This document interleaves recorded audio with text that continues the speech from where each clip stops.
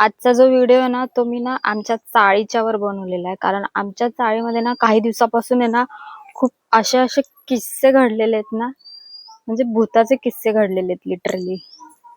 तर म्हणजे ना, हे बघू शकता आमची चाळ. हे बघा.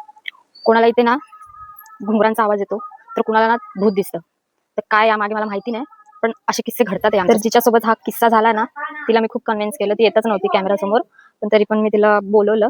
ते बघा ती येते आता. अर्चना आपल्यासोबत आलेली, बघूया तिने तिच्यासोबत काय काय घडले ते आपल्याला सांगणार आहे आता. ही बघा ती अर्चना, सांग तुझ्यासोबत काय काय झालं. रात्री काय झालं माहिती का? मी 1:30 दीड वाजल्यानंतर मग मी काय केलं, मला बालारामचा फोन आलेला. मग मी उठली, फोन घेतला आणि मला वाटलं की 12:30 झालं, फक्त 1:30 वाजला. 1:30 वाजल्यानंतर मग मी हळूहळू भरदाराच्या चाळीपर्यंत गेली. माझ्याकडे छम छम छम छम छम आवाज आला. आल्यानंतर मग मी बघते तर बाबा काहीच नाही. मग नंतर एक माणूस असं असं थांबला, अशी फाटली. नंतर मग घरी घाबरली वगैरे काहीच नाही.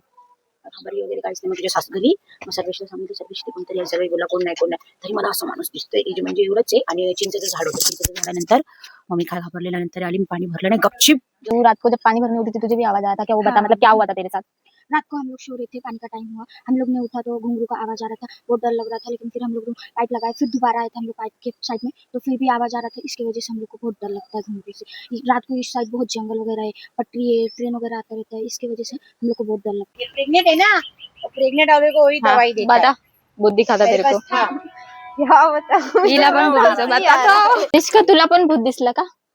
बोल, तुला दिसलं का भूत? सांग. चला मी घरी चालले आता, घरी जाते. चल बाय बाय.